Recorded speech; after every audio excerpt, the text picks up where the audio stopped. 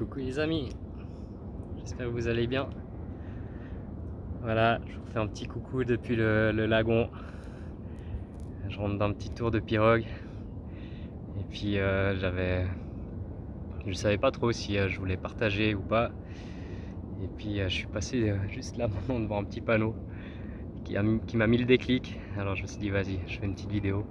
Ce panneau c'est celui-là. Hop.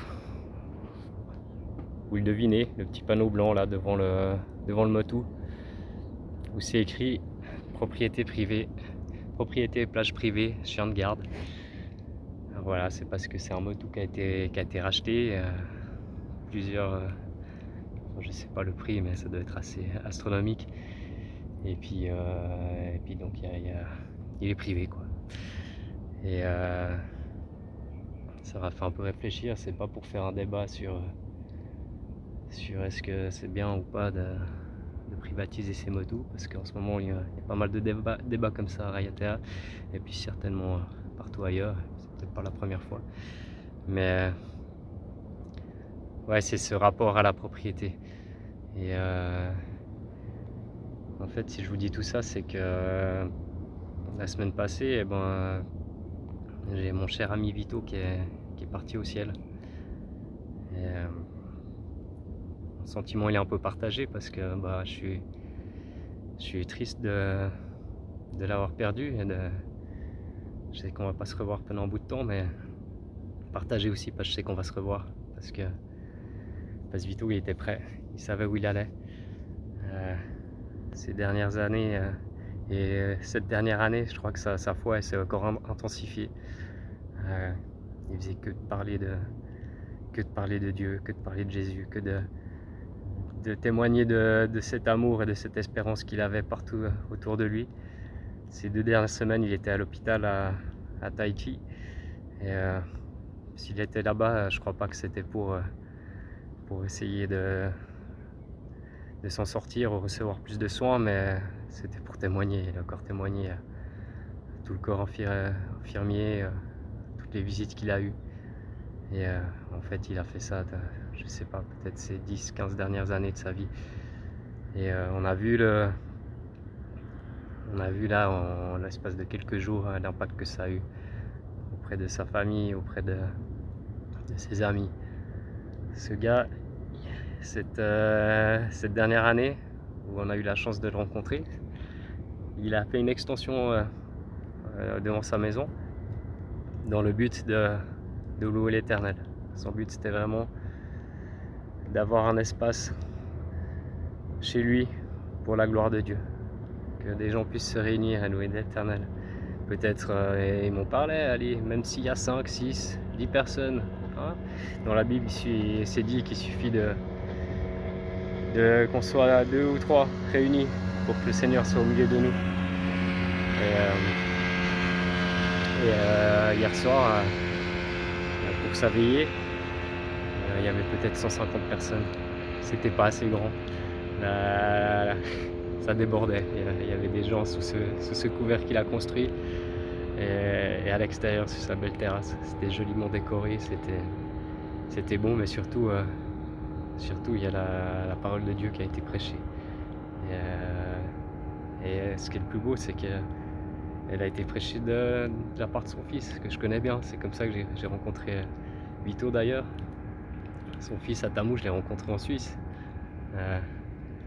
Il est venu vivre à un quart d'heure de chez nous, vers Sansal par là. On est à Talence. Et comme quoi, il n'y a pas de hasard. Dieu, il fait des choses incroyables, il a des plans incroyables. Donc j'ai rencontré son fils en Suisse, à 20 000 km d'ici. Et on a eu l'occasion de venir ici parce qu'on avait de la famille, parce qu'on avait... C'était le moment, on s'est dit voilà, c'est la bonne année pour venir. Et on se retrouve voisin de Vito. Et ces 10 derniers mois, c'était mon meilleur ami ici à Raiatea. Alors voilà, un sentiment partagé, mais en même temps heureux pour lui parce que on sait qu'il est dans le meilleur des mondes. Et moi je souhaite vraiment que ce sentiment et cette espérance et soit générale pour un maximum d'entre nous. Alors c'est pour ça que je vous fais cette petite vidéo. Voilà. Ouais, il y a des copains qui s'approchent en pirogue. Là, je vais vous faire la caméra. Voilà. Et les gars. Voilà, il y a plein de monde sur le lagon parce que ce matin on a fait un dernier tour de lagon à Vito. On a réuni 2 pirogues doubles et on a posé son cercueil dessus. C'était super beau. Voilà.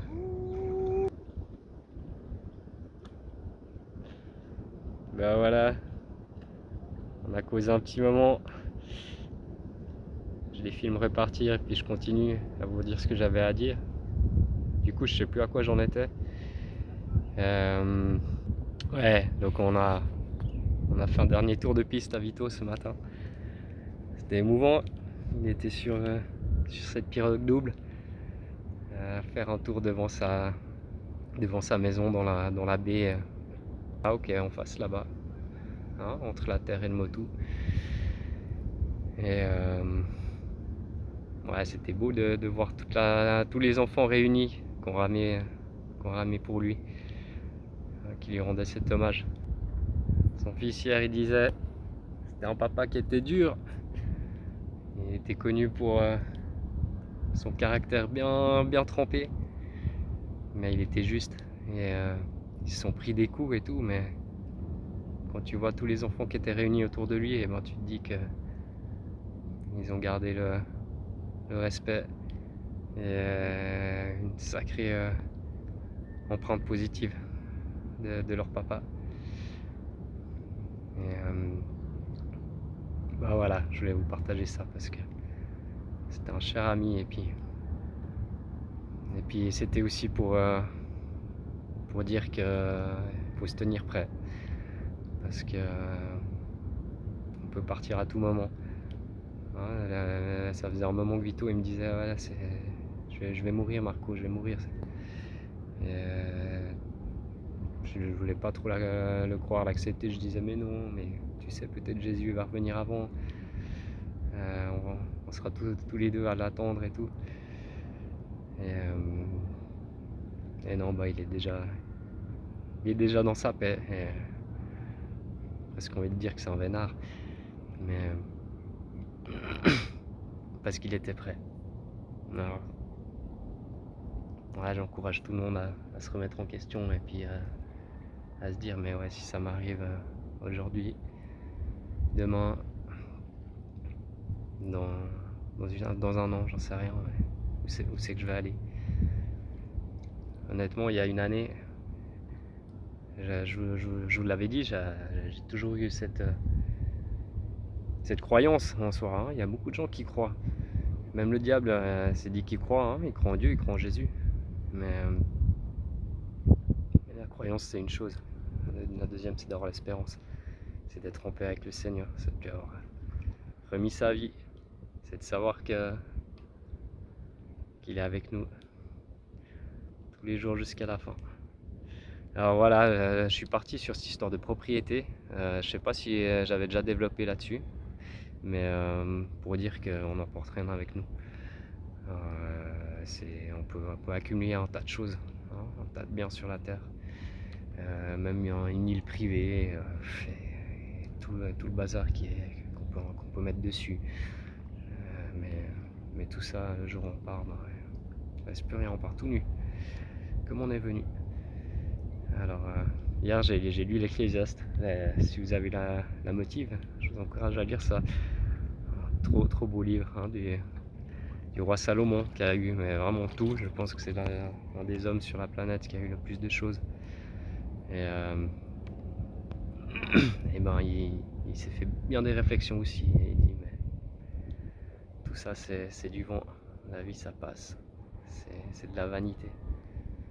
Et l'important c'est de craindre l'éternel. Alors voilà, c'était la petite parole et pensée du jour pour ce cher ami Vito. J'avais fait une petite vidéo sur lui il y a pas si longtemps, il y a peut-être 2 mois de ça. Si vous voulez revoir, c'est lui qui parle, c'est lui qui donne son témoignage. La vidéo c'était mon frère Vito, si vous avez envie de revoir ça. Maintenant, je vous souhaite une toute belle journée et puis une bonne soirée pour ceux qui sont de l'autre côté. Et à bientôt. Ciao les amis.